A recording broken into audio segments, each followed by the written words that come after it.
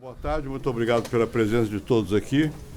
Nós vamos ter o prazer, esta tarde, de escutar, não a mim, que vocês estão cansados de ouvir, eu não tenho nada mais para dizer, mas Dominique René, que está conduzindo uma pesquisa muito importante, deve ter lido a entrevista que deu nos jornais aqui no Brasil, sobre as questões da democracia no momento atual. A democracia sob tensão é o título que está aqui, Démocratie sous tension. Uma enquête planétaire, imagina, que é bastante audacioso e necessário. Eu, sem mais, é professor da École de Sciences Po na França, é um homem muito conhecido de todos nós aqui. Je vous rends la parole, monsieur. Vous direz parler français, je pense. Oui. Bon, si tout le monde comprend, c'est bien. Desculpa, eu petulantemente vou pedir la parole. Comme d'habitude. Avant. Não, é para... Je demande la parole. Je demande la parole. Não, muito brevemente para agradecer, em primeiro lugar, os patrocinadores da Fundação Fernando Henrique Cardoso e muito especialmente ao Otávio de Barros. O Otávio é o grande articulador da vinda do Dominique René aqui, nos procurou, ofereceu essa oportunidade de ter o Dominique aqui mais uma vez. O Dominique esteve aqui conosco em novembro de 2007 para discutir... basicamente, 2017, perdão, para discutir basicamente o mesmo tema que nos ocupa hoje, né? Sinal de que esse tema não nos abandonará tão cedo. Então, pedi a palavra apenas para fazer esse registro de agradecimento ao Otávio. Merci beaucoup, Monsieur le Président. Mesdames et Messieurs, merci pour votre présence. Vous n'étiez pas prévenus, hein? Je veux dire à quel point je suis heureux et fier de pouvoir ici aujourd'hui présenter en présence du président les résultats d'une grande enquête que nous avons menée dans 42 pays en partenariat avec Repubblica do Armagna, mon ami Octavio, fidèle compagnon avec lequel nous avons fait ce travail. C'est une enquête qui a déjà été éditée en français, en anglais, et qui est maintenant éditée en portugais-brésilien. Nous sommes très heureux de cette édition. C'est une première pour nous, et cela marque notre intention de développer cet outil d'étude de la situation de la démocratie dans le monde. Ça n'est pas une idée comme une autre. Le point de départ, il est que nous sentons, je crois que nous le sentons tous, nous sentons que la démocratie est à un moment compliqué de son existence. Le temps présent est une époque qui laisse apparaître, pour de nombreuses raisons, à travers de nombreux symptômes, la possibilité d'une crise profonde de la démocratie. Et peut-être même, il y a de plus en plus d'ouvrages qui en font la thèse, peut-être même d'une disparition de la démocratie.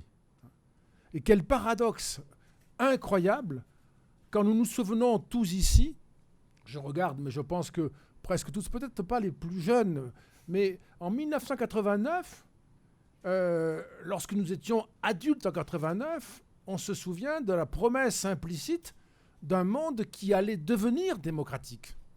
C'était la grande nouvelle. Et ça n'a pas été tout de suite faux. On a d'abord vu, en effet, la démocratie se propager dans le monde à travers l'émancipation des pays qui étaient des pays de l'URSS, qui sont devenus des pays indépendants et des démocraties très souvent. On a vu une démocratisation de nombreux pays à partir des années 90. Et jusqu'en 2005, on voit la démocratie progresser dans le monde. Et depuis le début du XXIe siècle, on a une espèce de bascule. On voit un mouvement, pas tout à fait encore un mouvement inverse, mais un mouvement différent. Il y a comme une fatigue démocratique, une sorte de possible inversion du courant historique, et dans les démocraties, une fragilisation de tout ce qui avait été bâti. Même Et il faut le dire avec beaucoup de modestie, beaucoup de prudence, beaucoup de respect. Je tiens beaucoup à insister là-dessus. Je ne juge pas, je n'ai pas à juger. Enfin, c'est compliqué tout ça. Hein. Mais j'observe les États-Unis, grande démocratie, magnifique démocratie. Il y a incontestablement une forme de crise. J'observe le Royaume-Uni, qui est le berceau du parlementarisme, le plus pur.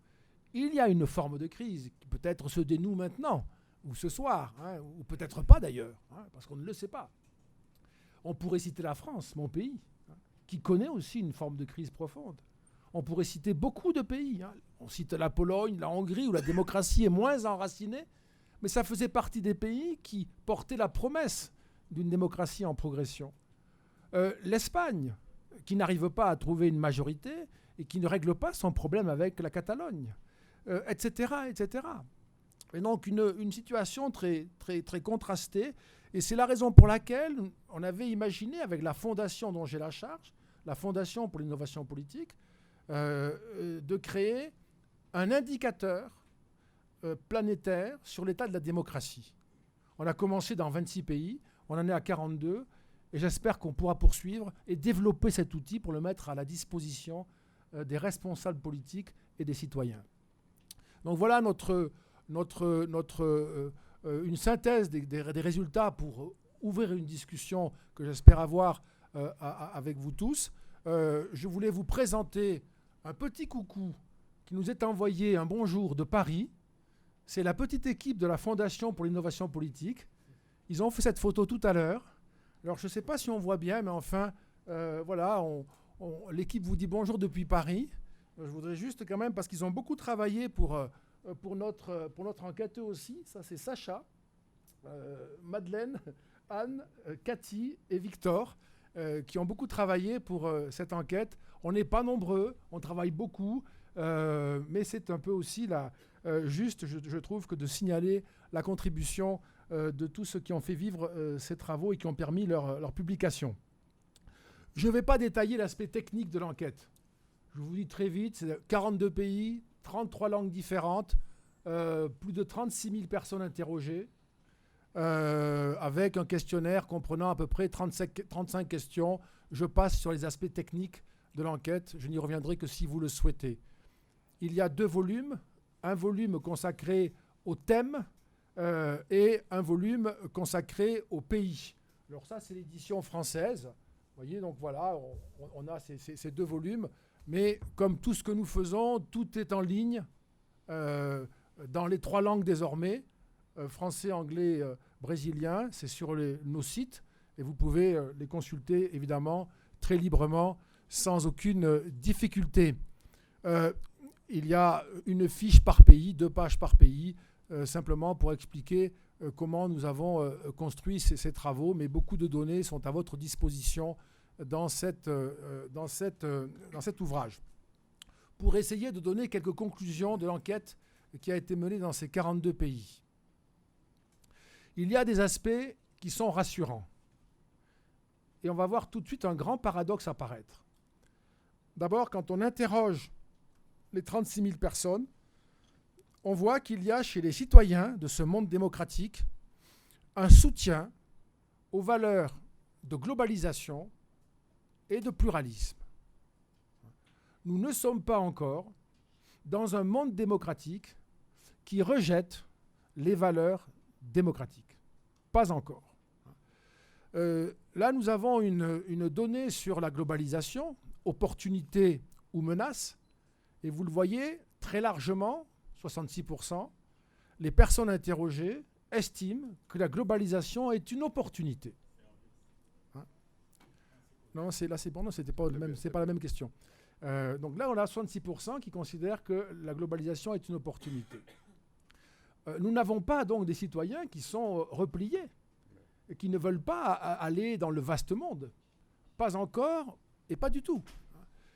Lorsque nous interrogeons ces mêmes citoyens sur la liberté d'entreprendre, la possibilité de créer des richesses en réduisant le contrôle de l'État pour que l'État ne soit pas trop présent, nous avons là aussi, de manière assez spectaculaire, moi je ne m'y attendais pas, 59% des répondants qui nous disent qu'il serait préférable que l'État joue un rôle moins grand dans l'économie pour permettre à la création de richesses d'avoir lieu. Je ne sais pas s'ils ont tort ou s'ils ont raison. Ce n'est pas ça le sujet ici. Mais c'est une valeur d'ouverture. C'est un goût pour le risque, un goût pour la création.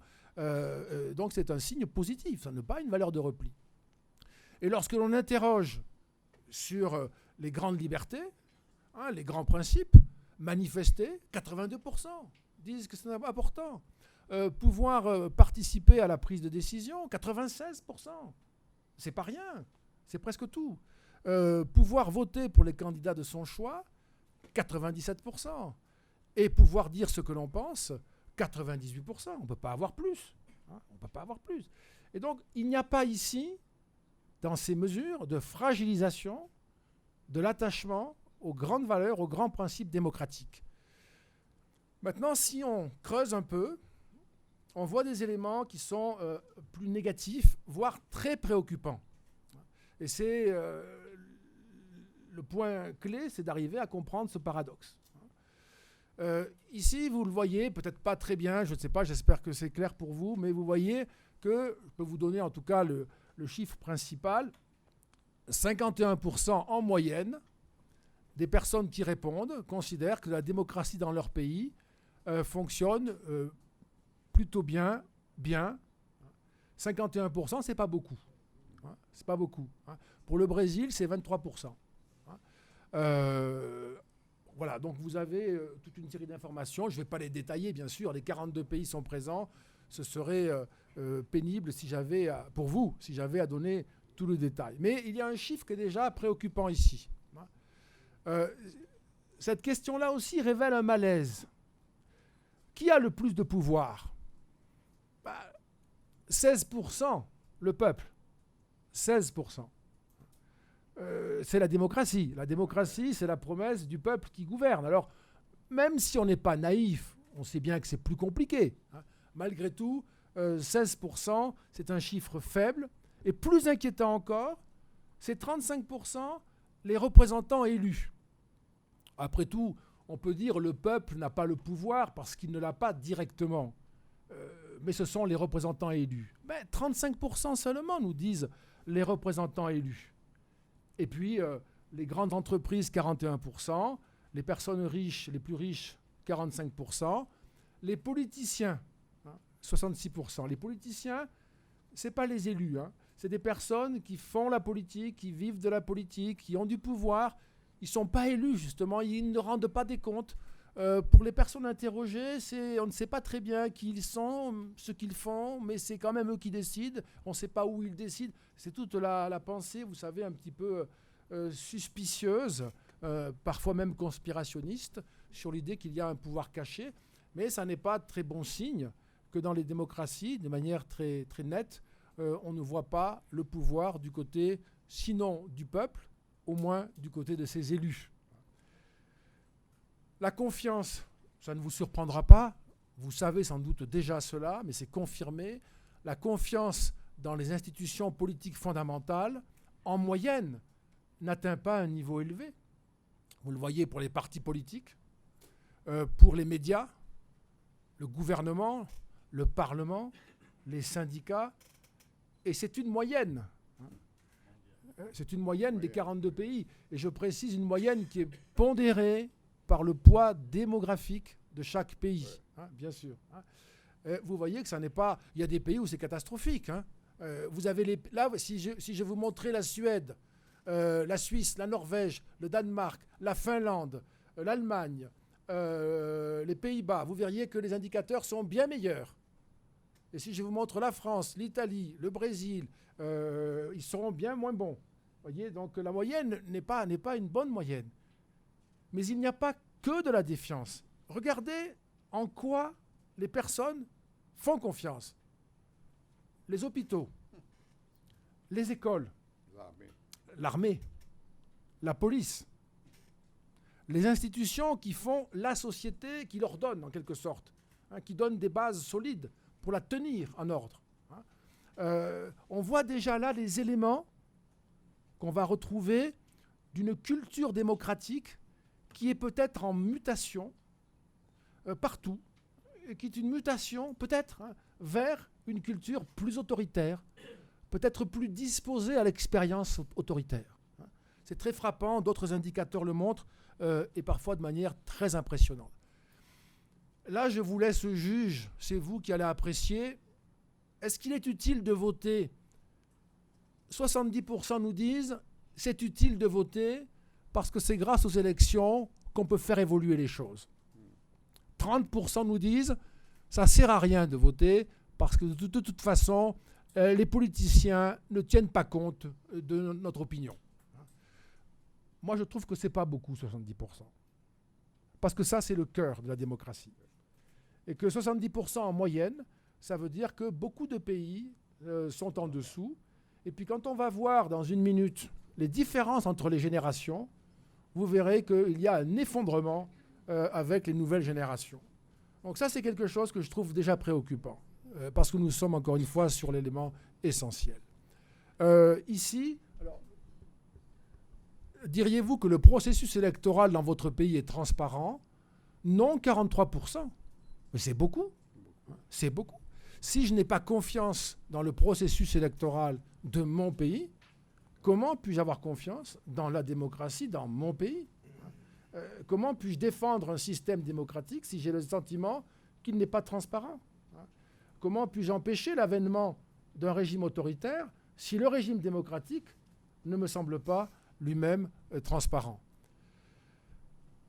Dans cette série de questions, alors je vais le dire assez vite, mais pour que ce soit clair, on n'a pas demandé aux personnes de choisir. On leur a demandé de réagir à chaque item. Donc la bonne nouvelle, si vous voulez, vous l'avez en haut, c'est 82% des personnes qui nous disent que, au fond, la démocratie parlementaire représentative est une bonne chose. 82%. Mais les mêmes personnes nous disent que ce serait bien si les citoyens pouvaient décider eux-mêmes, directement, 72%. Les mêmes personnes nous disent à 57% qu'il faudrait que les experts gouvernent. Les experts, ils ne sont pas élus, ce sont des experts. Ils prennent le pouvoir parce qu'ils sont experts. Si la démocratie, c'est les citoyens qui se gouvernent eux-mêmes, il n'y a pas d'élection. On a déjà 2 cas où il n'y a plus d'élection. La démocratie directe, les experts. 3e option, un système qui réserverait le droit de vote à ceux qui savent. Ça, c'est une question que nous avons inventée pour cette enquête. Pour moi, c'est une des plus grandes surprises et une des informations les plus dures. 38% des répondants sont prêts à priver du droit de vote les personnes qui ne sont pas, à leurs yeux, suffisamment éduquées. Donc c'est une remise en question du principe de l'universalité du suffrage.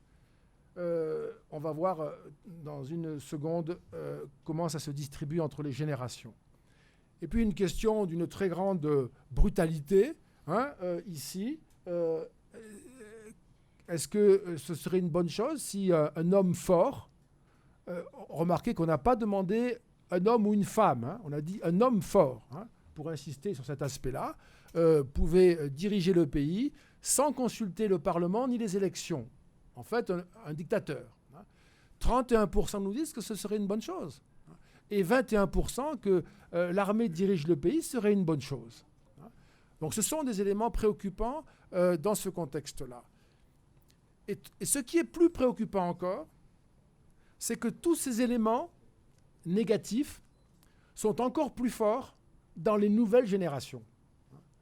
Et c'est ça, je crois, moi, l'aspect le plus sinistre, au fond, de cette évolution. L'effet générationnel. Si vous voyez ici cette distribution, vous verrez, en rouge ou orange, ce sont les 60 ans et plus de notre échantillon, et en bleu, les moins de 35 ans.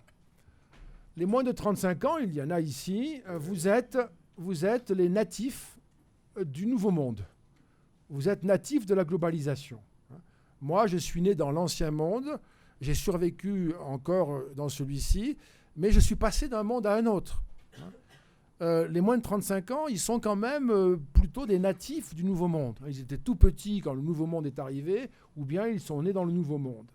Leur opinion, leur système d'opinion est très différent de celui de leurs aînés.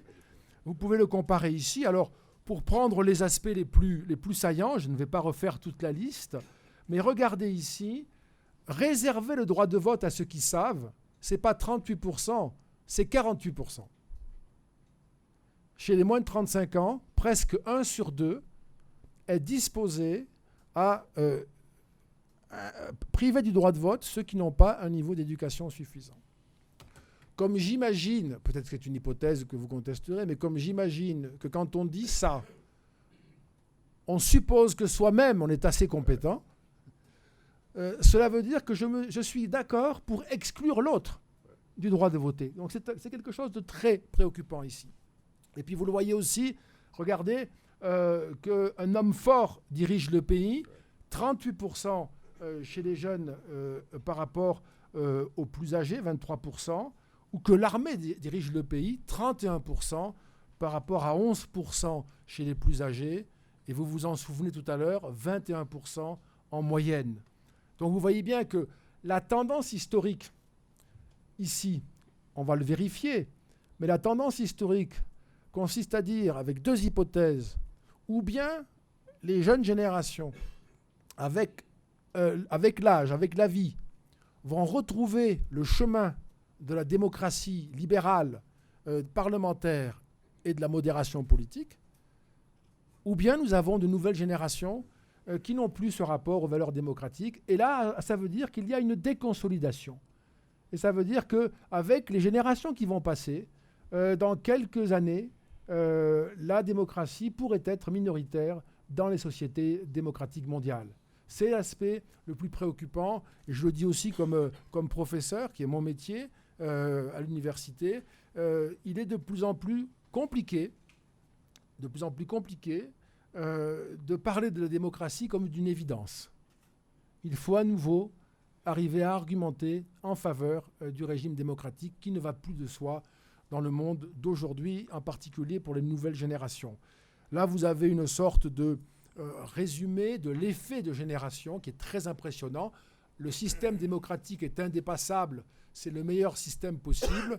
Vous voyez, 76%, les 3/4 chez les plus âgés, les 2/3 dans les classes d'âge intermédiaires, 35-59 ans, et 62% chez les plus jeunes.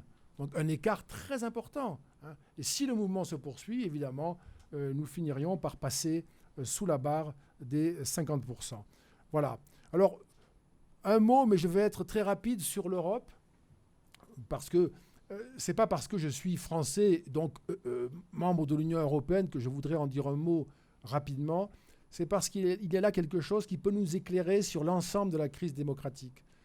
Il s'agit au fond de voir avec la situation des démocraties en Europe, qui, comme vous le savez, est une situation, on l'a dit, très fragilisée. On a cité des pays, on a cité des crises, et on pourrait y revenir. Il y a une crise de confiance en Europe, aussi dans la démocratie. Alors là, ici, ce sont des chiffres qu'il faudrait inverser, parce que les couleurs ont été inversées. Enfin, les chiffres ont été inversés. C'est le total. Je suis préoccupé par l'immigration, c'est 69%. L'immigration est un problème qui préoccupe beaucoup les Européens, qui joue beaucoup dans la crise de la démocratie européenne. Donc il y a une majorité très forte qui considère, dans les 28 pays, que l'immigration est un problème. Donc ça, on voit là une espèce d'information, on se dit, ça c'est un signe de repli, peut-être, une fermeture. Et il y a une préoccupation très, très marquée par rapport à l'immigration en général, à l'islam en particulier. C'est une question particulièrement européenne. Là, nous voyons ici une distribution, je ne sais pas si c'est très net pour vous, plus c'est sombre, plus on est en faveur d'un pouvoir autocratique. L'Espagne, c'est 40%. L'Allemagne, c'est 38%. L'Italie, c'est 41%. Il n'y a pas que les pays de l'Est. La Lituanie, c'est 70%. La Finlande, c'est 41%. J'ai entendu monsieur qui en parlait. La Finlande, un pays nordique, une social-démocratie pacifiée, stabilisée, pas du tout. Plus maintenant. Plus maintenant. Beaucoup de difficultés que l'on peut commenter dans le détail. Voilà une géographie qui atteste d'une propagation de la crise de la culture démocratique, y compris en Europe, malgré l'Union européenne. Mais il y a là peut-être un élément de compréhension de l'ensemble.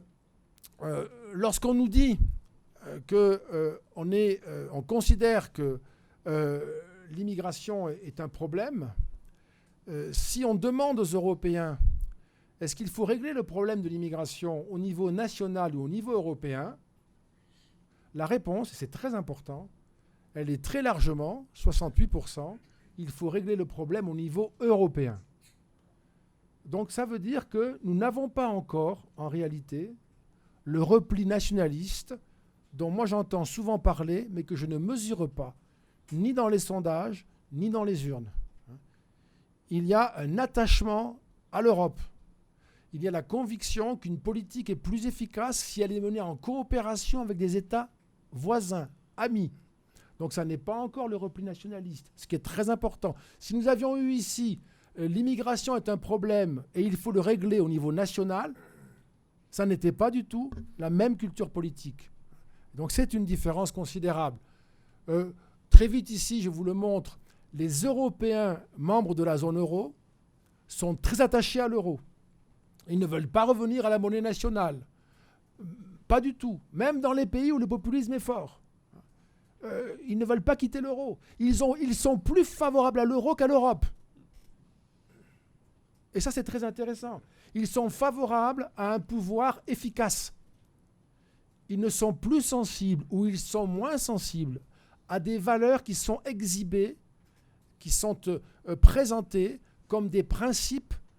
Oui, on est d'accord, mais démontrez-nous votre capacité à délivrer des services efficaces d'un point de vue pragmatique. Pour moi, est-ce que mon patrimoine est préservé? Est-ce que l'avenir de ma famille est préservé? Dites-moi comment. L'euro, oui, je suis d'accord. L'euro préserve mon intérêt personnel, celui de ma famille. Je ne veux pas mettre l'euro en péril. Je suis plus favorable à l'euro qu'à l'Europe. Et ça a un effet très important, je vous le dis au passage. Ça oblige Matteo Salvini, récemment, à faire un discours pour dire que l'euro était irréversible. Ça oblige Marine Le Pen à chercher comment, c'est difficile pour elle, à chercher comment elle pourrait accepter l'euro. Ça oblige le FPÖ autrichien, les populistes autrichiens, à dire qu'ils ne veulent pas s'en prendre à l'euro. Ça fait disparaître aux Pays-Bas un parti populiste, le parti de Geert Wilders, et émerger un nouveau parti populiste, le Forum démocratique, qui est favorable à l'euro. En fait, ça européanise les populistes. Et si on européanise les populistes, à mon avis, on est sur le chemin de la dépopulisation des populismes. Je ne sais pas si on peut le dire comme ça, et je remercie Anthony d'arriver à traduire. Donc c'est un processus d'intégration peut-être qui peut voir le jour. Voilà. Si on demande aux Européens, je ne parle pas d'un aspect technique, l'opinion, est-ce que vous voulez une armée européenne? Oui, nous disent les Européens, oui. Alors, ce ne sont pas des généraux, ce ne sont pas des techniciens de l'armement, ni du mouvement stratégique, mais c'est une réponse politique qu'ils font. Ils ont le sentiment qu'une armée européenne serait plus efficace pour les protéger. On a des éléments qui vont en ce sens et qui sont d'une grande clarté. Et finalement, la confiance, eh bien, paradoxe incroyable, presque ironique, il y a plus confiance en Europe dans les institutions communes que dans les institutions nationales, en moyenne. Même quand on les compare terme à terme. Le Parlement européen suscite plus de confiance que le Parlement national en moyenne, dans les 28 pays.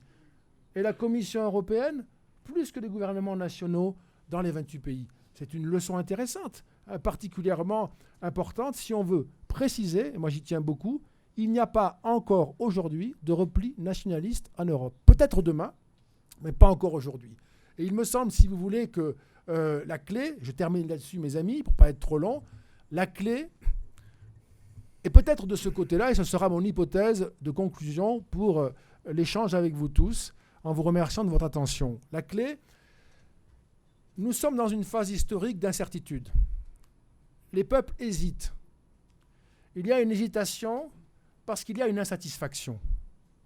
Les États démocratiques n'arrivent plus à délivrer les utilités, les services attendus par les peuples, attendus légitimement en matière d'éducation, en matière de santé, en matière de sécurité. Et aujourd'hui, ces peuples, quand nous les interrogeons, ils disent « on ne veut pas quitter la démocratie, on veut un État démocratique efficace ». Ce n'est pas la même chose. Ils veulent la liberté, ils veulent l'autorité, ils veulent l'efficacité en fait. Ils ne sont pas encore autoritaristes. Par contre, si nous ne trouvons pas le chemin pour rendre aux États démocratiques l'efficacité dans l'action publique, je crois que la prochaine étape, dans très peu de temps, moins de 10 ans, la prochaine étape, ce sera une mutation plus marquée de la culture démocratique vers une culture autoritaire. Et la transition se fera, je le crois, par l'élection des populistes dans beaucoup de pays. Et parmi ces pays-là, malheureusement, la France ne fait pas exception. La France est exposée à ce risque, et tout particulièrement même en raison de son système politique et de l'élection du chef de l'État au suffrage universel. Donc le grand défi pour les démocrates aujourd'hui dans le monde, c'est de retrouver les clés d'une efficacité du pouvoir démocratique pour répondre aux attentes des peuples. C'est maintenant qu'il faut trouver les solutions, parce que l'histoire va très vite. La dégradation pourrait emporter les démocraties si nous n'avions pas la rapidité d'imaginer les solutions. Je vous remercie de votre attention et je suis très heureux d'avoir pu faire cette présentation devant vous. Merci, Monsieur le Président.